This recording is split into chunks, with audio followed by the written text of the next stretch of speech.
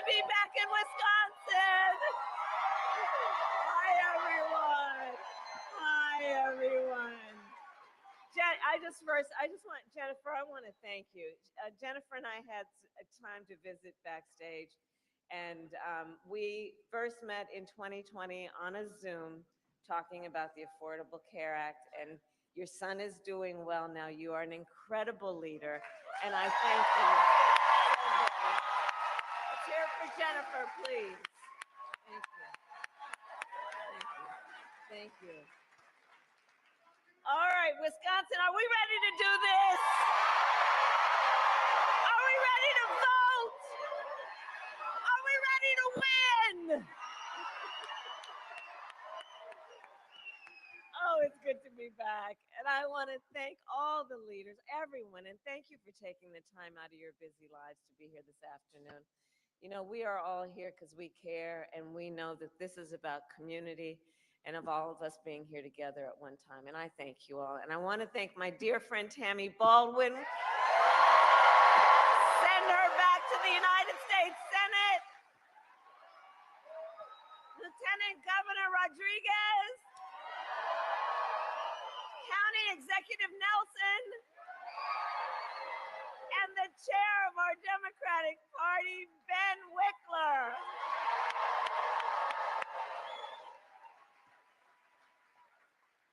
All right, we have work to do. Okay, Wisconsin, 4 days left in probably one of, if not the most consequential elections of our lifetime. And we have work to do still. We have a lot of work to do, but we like hard work. Hard work is good work. Hard work is joyful work. And make no mistake, we will win. We will win. We will win. We will win. And one of the reasons, and yes, we will win. And we will win, and we will win because we are the type of people who we know when you know what you stand for, you know what to fight for. You know what to fight for, right? And in this election, we have an opportunity to finally turn the page on a decade of Donald Trump trying to keep us divided and afraid of each other. We're done with that. We're done. We're exhausted with that. And we know that's who he is, but Wisconsin, that's not who we are. That's not who we are. That's not who we are. And it is time for a new generation of leadership in America.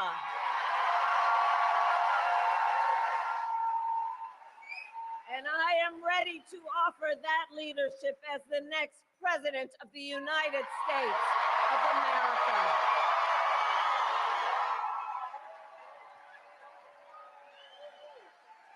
And Wisconsin, you know me, I'm not afraid of tough fights. For decades, clearly, for decades, I was a prosecutor and the top law enforcement officer of the biggest state. And I won fights against the big banks who ripped off homeowners, against for-profit colleges that scammed veterans and students, against predators who abused women and children, against cartels that trafficked in guns and drugs and human beings. And I pledge to you, if you give me the chance to fight on your behalf as president, there is nothing in the world that will stand in my way.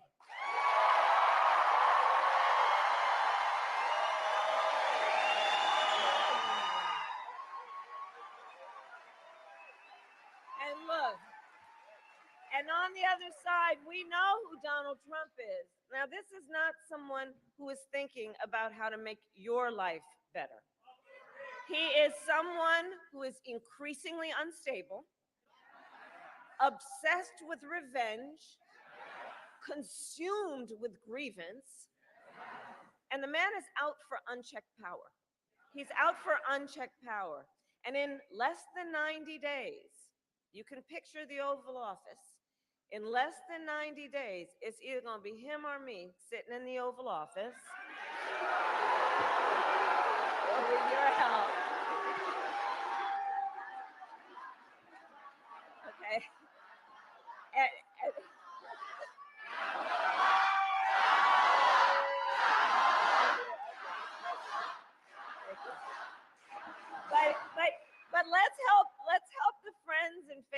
neighbor who are not here right now, imagine that for a minute, right? January 20th, Oval Office. It's either going to be him sitting in there poring over and stewing over his enemies list, or when I am elected, it will be me walking in there on your behalf, working on my to-do list. Because we got work to do. Because we have work to do.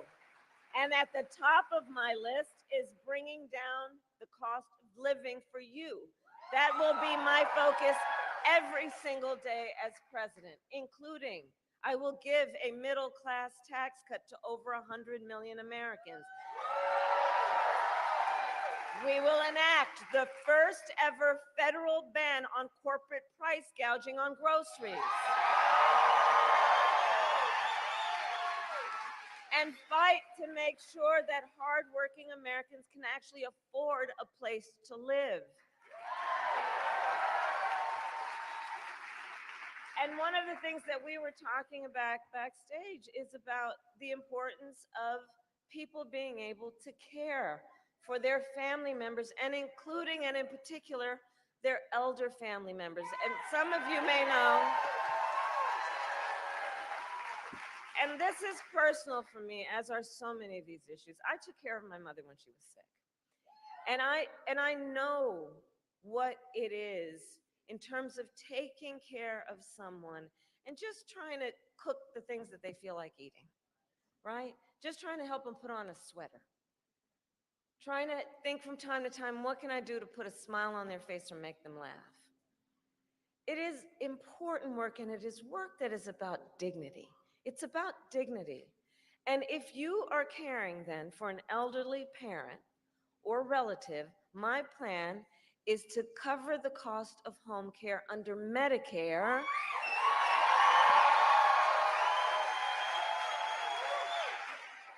so you don't have to worry about either spending down whatever savings you have to qualify for Medicaid or quitting your job and cutting off a source of income to be able to stay at home. In particular, if you're in the sandwich generation, meaning that you are taking care of your kids while you are taking care of a parent.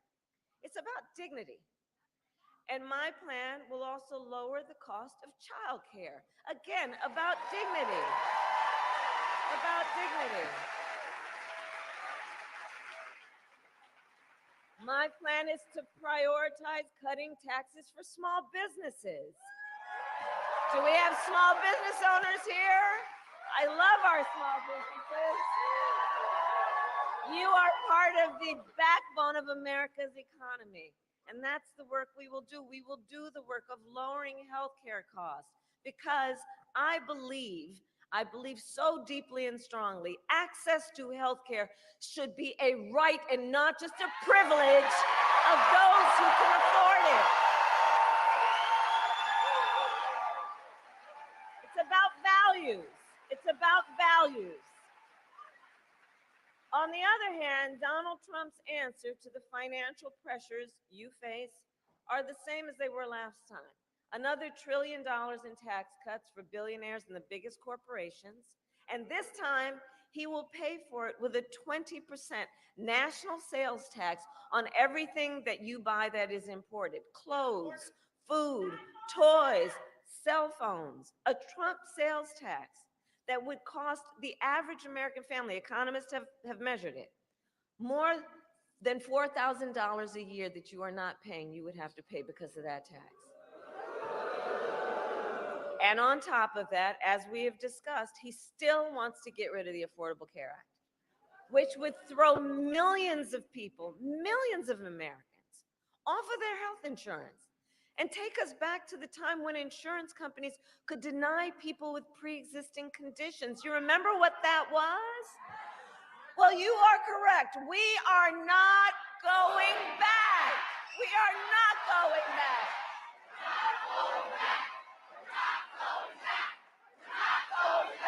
We're not going back.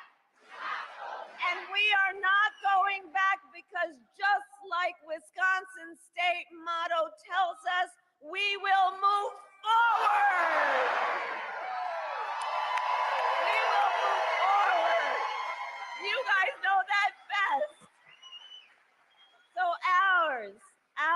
a fight for the future, and it is a fight for freedom, like the fundamental freedom of a woman to be able to make decisions about her own body and not have her government tell her what to do.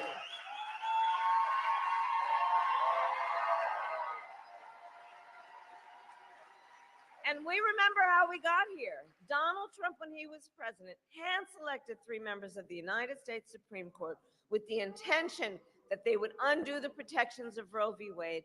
They did as he intended, and now over 20 states have a Trump abortion ban. Imagine, in America today, 1 in 3 women lives in a state with a Trump abortion ban. Many with no exceptions, even for rape and incest, which is immoral.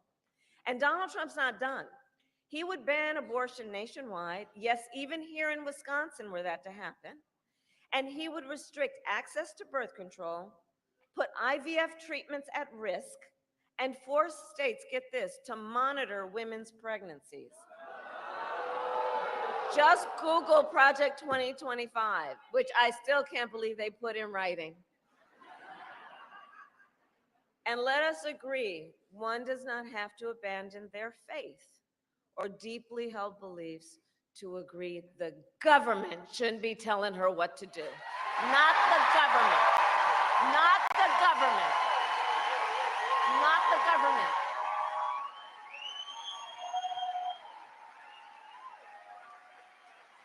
And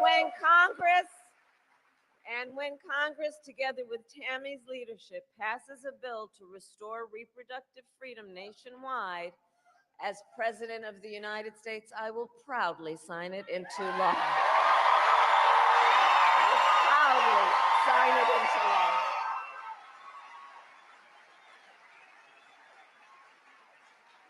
So, Wisconsin, I am asking for your vote. I am asking for your vote. And here is my pledge to you. Here is my pledge to you. As president, I pledge to seek common ground and common sense solutions to the challenges you face. I pledge that I am not looking to score political points. I am looking to make progress. And I pledge to listen to those who will be impacted by the decisions I make. I will listen to experts. I will listen to the people who disagree with me. Because you see, unlike Donald Trump, I don't believe that people who disagree with me are the enemy. He wants to put them in jail. I'll give them a seat at the table. That's what a democracy is about. That's what leaders do.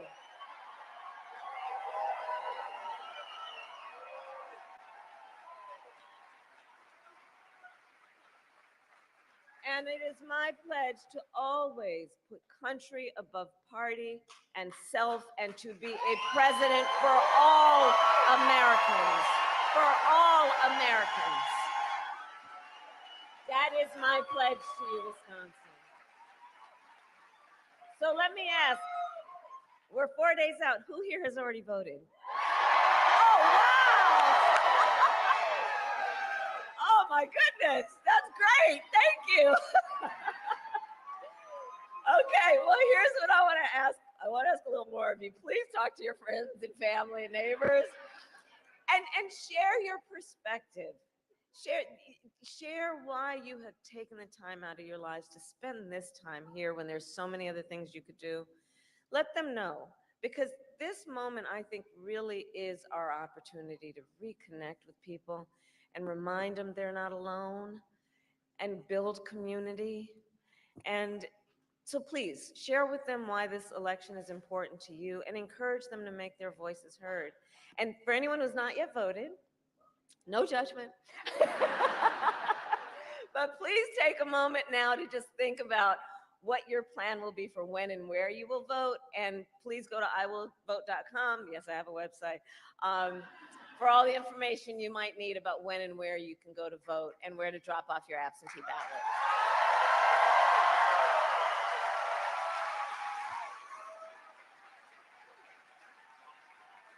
And Wisconsin, truly, we need everyone to vote here. You, Wisconsin, are going to make the difference in this election. You will make the difference. You will make the difference. And so it all comes down to this. We are here together because we love our country. We love our country. And when you love something, you fight for it. And I do believe it is one of the highest forms of patriotism, an expression of our love of our country, to then fight for the ideals of our country. That's what this is about. And it is fighting for the promise of America. And I'll tell you, I have always believed in our nation's promise because I have lived it. I grew up as a child of the Civil Rights Movement. My parents took me to the marches when I was in a stroller. And there were people there from every walk of life who came together to fight for freedom and for opportunity. Growing up, I saw how hard my mother worked to raise my sister and me and to give us the same chances that our country gave her. And I was blessed to have family by blood and family by love who instilled in me, you know what I'm talking about, and instilled in me the values of community and compassion and faith.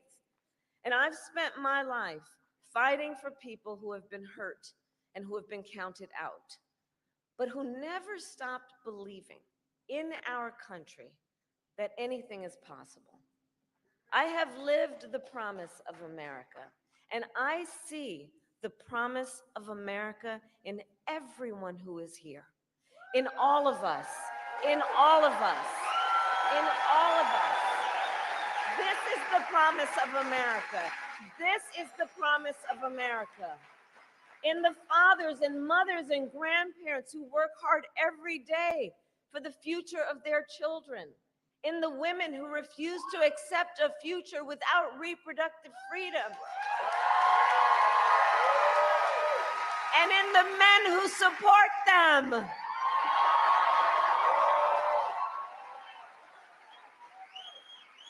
In Republicans who have never voted for a Democrat before, but are putting the Constitution of the United States above party. Right? The promise of America is all around us. It is in the young leaders who are voting for the very first time. Where are you? Where are you? Oh, I love Gen Z. I really do. You know what I love about this generation? You all are rightly impatient for change. You know? You are determined to live free from gun violence, to take on the climate crisis. You guys are going to shape the world you inherit. And for this generation, none of these issues is theoretical for them. It's not political for them. For you all, it is a lived experience. It is a lived experience. That's right. And I see you, and I see your power. And I am so proud of you when I think about the future of our nation. So can we hear it for our first-time voters?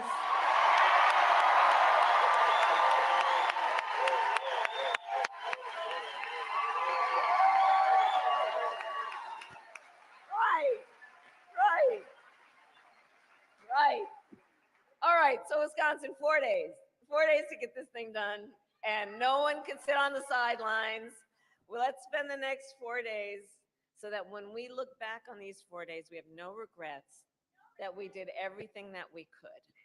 So let's knock on doors, let's text and call voters, let's reach out to family and friends and classmates and neighbors and coworkers. And as we do, please, I do ask you, let us be intentional about building community. Let us be intentional about building coalitions. Let us remind each other and others that we have so much more in common than what separates us. Let us do that. There is power in that. It will strengthen our country. And we'll remind folks also, your vote is your voice, and your voice is your power. It is your power.